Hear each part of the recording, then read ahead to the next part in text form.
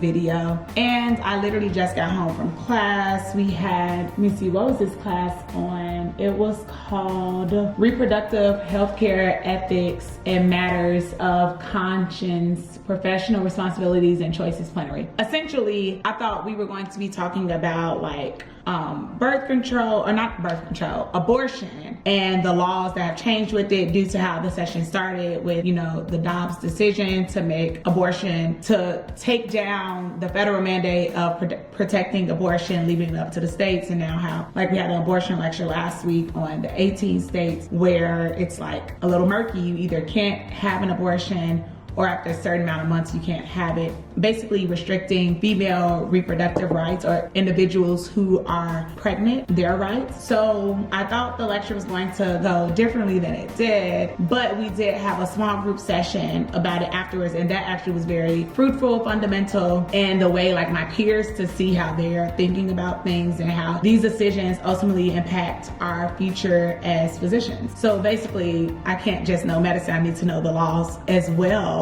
I need to know the laws that are governing as well, because they're impacting the way I'm moving, period. But that's not what this video is going to be about. I'm gonna make a TikTok on that, so feel free to check out my TikTok, Made It to Medicine, and I'll probably post that around the same time this video goes live, or later in the week. I don't know, life is getting a little hectic, exam is coming up. Anyway, today is going to be a pre-med corner video, and I'm gonna walk you through what the UICOM application entails, what it consists of, the different parts, what you need to have, and I'll even give you the questions that they asked me. I'm not sure if the questions are the same every year, but I'd like to say that they are. So take that with a grain of salt. If you're applying to UICOM, this is literally your gold mine. And depending on how I feel, I might read some of the answers, maybe not all of them, because looking at this, I was a little long-winded, but there's that. So anyway, the application consists of secondary questions, additional information, telling me about the application fee. You upload a photo for your app, and then you submit it. So the secondary questions, it started off with describe a stressful situation that you have experienced. Please detail your reaction, how you managed the situation, and what you learned that will help you handle a similar circumstance in the future. I'll go ahead and read this one because you got a word count of 500, and I only use 237, so you don't have to use all the word count if you are not going to actually say something of substance. I decided to go to college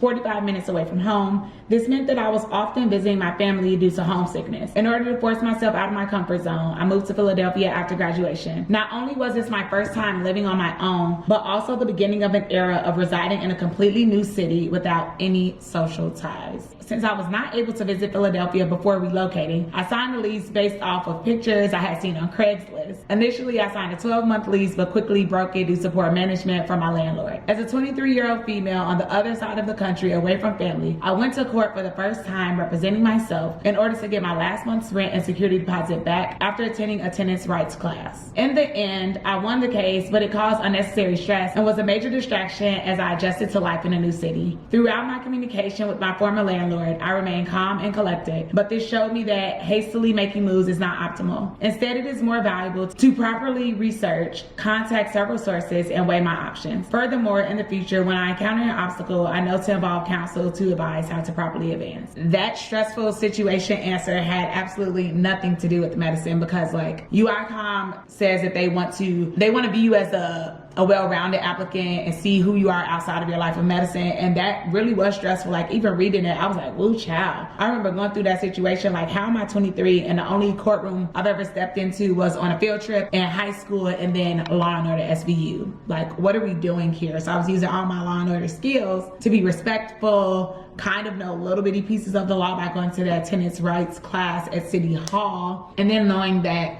in Philadelphia, the law typically sides with the tenant and not the landlord, so that was also beneficial for me. All right, and then there's a section where it says, in addition to training as a competent physician, please select up to 2 additional areas of interest from the items below that you may want to pursue during your medical studies. Your responses will have no bearing on applications to joint degrees or special programs to which you might also apply. So I'll take a screenshot of this and put it on the screen, but it's simulation, research in healthcare delivery, basic science research, interdisciplinary collaboration, healthcare disparities, academic medicine, global health, community health urban, community health rural, and innovation medicine. I selected health disparities and community health urban. So for healthcare disparities, so whichever two that you select, then they give you questions based off of that. So for healthcare disparities, what is your definition of a healthcare disparity? Why is addressing healthcare disparities important for your career as a physician? As a first generation aspiring physician, I have spent most of my time navigating the pre-medical field on my own. Even though the desire was birthed from having a pediatrician that catered to my medical inquisitiveness, there was an even greater appeal when I did not see people who looked like me in the field. True determination came from the belief that relatability with healthcare professionals enables a personal connection, which has the potential to decrease predisposition to health disparities by garnering trust. Healthcare disparities are attributed to the prevalence of illness within a particular group due to a lack of resources like access to care,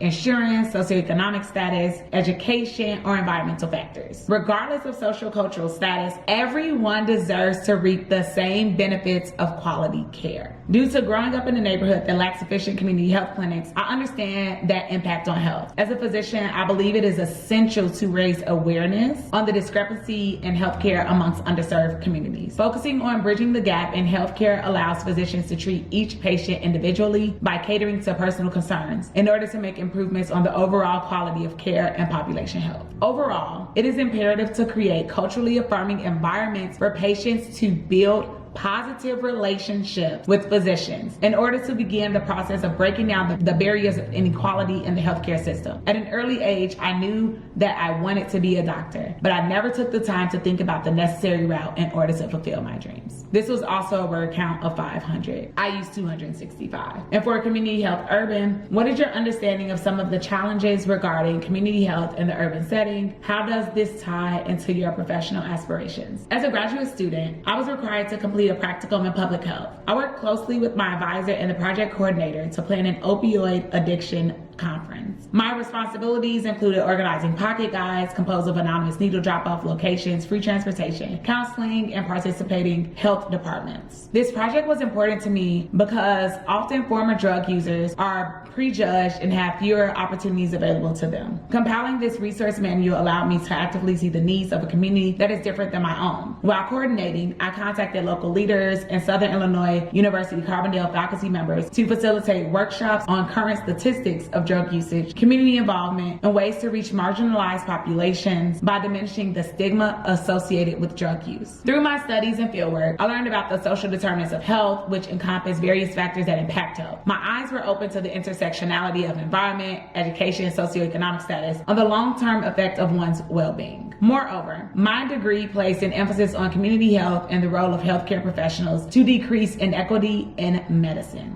In urban areas, there is an influx of toxic environmental exposure and infectious and chronic diseases, which lead to an exacerbation of physical and mental health. In a city like Chicago, with high carbon footprints and food deserts, preventive care is invaluable. The public health field has shown the significance of cooperative work ethic in order to address population health issues through education and implementation. I am interested in working with patient populations on maintaining healthy lifestyles before encountering concern, while focusing on mental health simultaneously. I look forward to providing holistic care, respecting each patient's distinct mental, physical, emotional, and environmental strengths and differences. Again, this was 500 word count and I used 292. Reading this, I'm like, wow, they really taught me something when I got that Master of Public Health. So I'm like, the way I need to revisit my notes, but also the way I am incorporating the social determinants of health, physical determinants of health in my current research in the otolaryngology department. So have you applied for admission to medical school previously? I selected yes. If you are reapplying this year, please describe what you have done during the past year. After graduating with my Master of Public Health, I began tutoring students in basic mathematics, geometry, and pre-algebra. This subtly revealed to me the value of seeking assistance before encountering a challenge. Therefore, before beginning classes in my pre-matriculation program, I signed up for tutoring through the Academic Services Department. This allowed me to ask students who were previously enrolled in the class study techniques and test-taking strategies for my courses. I decided that it was time to be proactive in my learning and no longer reactive. Furthermore, I signed up to participate in the peer mentoring program, which serves to foster relationships with medical and pre-med students. Since my involvement in the program, I have built a personal connection with my mentor and the Office of Diversity and Inclusion programming team. The road to medical school is not easy, which is why I have learned the essence of creating a support team of individuals who are currently navigating the system so that they can share their wisdom with me. Since applying to UICOM 2 years ago, I now understand the importance of asking for help early and often. Also, 500 word count, I used 190. Have you ever matriculated into and not completed a professional or graduate program? My answer is no. And then the final question is, please describe any abrupt changes that you experienced in your preparation for application for medical school due to COVID-19 pandemic. I'm not sure if they're gonna continue to ask this question or not, since people like to say we're in a post-COVID society, even though COVID is well and alive and real right now. But here's how I answered it. As I decided to reapply to medical school, I knew that things would look differently this time around. Although I was enrolled in the self-paced Princeton Review MCAT course, my study group sessions were solely held over Zoom. This revealed a new level of focus and discipline as I was not in the same room with my peers. We had to get creative with study strategies in order to stay actively engaged while being in separate locations. Since we are currently living through a pandemic, it has shown me that it is more important now than ever to be adaptable to change. So this was also 500 word count and I used 102. The point is answer the question that they're asking you. Do not throw in all the fluff and extra things just so you can meet the word count, because remember, these are people on the other end of the application, on the other end of this website. These are not robots, and so if they're bored, they will stop reading your application. Like, I've spoken to people in admissions offices before, and they will say if it's not like captivating, if it doesn't seem real, if it feels far-fetched or unrelatable, yeah, that's it. That's a dub. So I also applied to the urban medicine program, but it's a scholarly concentration, and so with that you can apply to GMed, which is global med, UMed, which is urban medicine, CMed, CEMed. I actually don't know what that one is. And then IMed, innovative or innovation medicine. So with my UMed application, there were 3 prompts. And they are, what is your understanding of structural violence? Give an example of a way that structural violence can impact an individual or community. Describe a time when you worked with a community that was different from your own to achieve a goal. What considerations were made in this partnership and what lessons were learned? And then describe a social issue you are passionate about and how it impacts communities you work with. I'll give you those answers at another time because they are way too long for me to read right now. And quite frankly, I'm tired of reading. So I'll let you come with me for the rest of the evening as I hop on to tutor actually in 10 minutes and then do study with me live to finish my flashcards. I started the day with, I believe, 1,472 flashcards. By the time I left class today, I now have, drum roll please, 934 cards. So I'm hoping, so it's 471 cards I have completed. So I'm hoping I could get through this in 3 hours. We'll see, because I really need to unsuspend the rest of the cards from last week and the 3 lectures that I did today to just further my learning, get to some practice questions. All of that might not happen tonight, but I am studying with a friend tomorrow. So yeah, we're just trying to get back on track. So now we're jumping from the pre-med corner and back into like this life as a medical student. It is busy, busy, busy, y'all, but let's busybody get to it.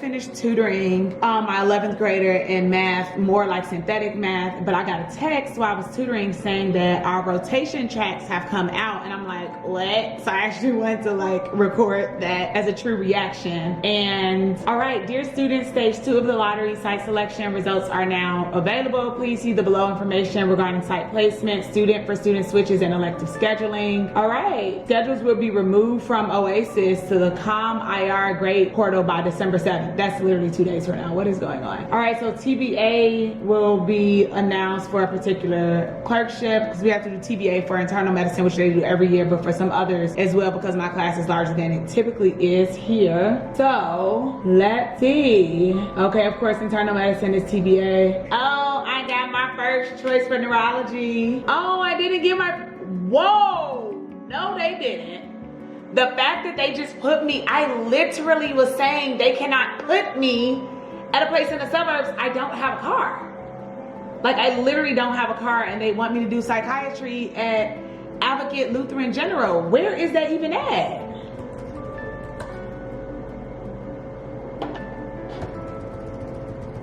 And I was telling my father today, like, oh, they're not gonna do it. Park Ridge, Illinois.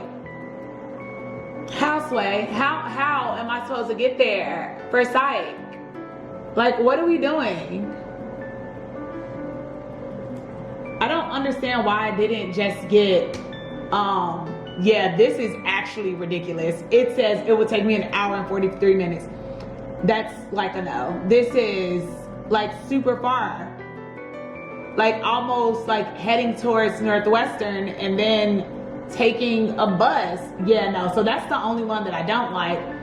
Everything else, I mean, I didn't get where I wanted for surgery, but that's okay. And I didn't get my top choice for family medicine. Oh, well, I don't remember now. I have to look at it, but this, I'm fine with everything but psychiatry. Like, how did y'all put me in Park Ridge? I didn't even rank that one because I was like, I don't have a car, I can't, whatever. I'm not even about to stress over it because psych rotation literally doesn't start until next fall.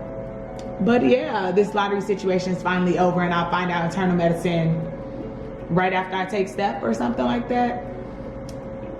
Medical school, y'all be trying me every day. Every chance you get, you try me. But all in all, I guess I'm pretty satisfied, I suppose.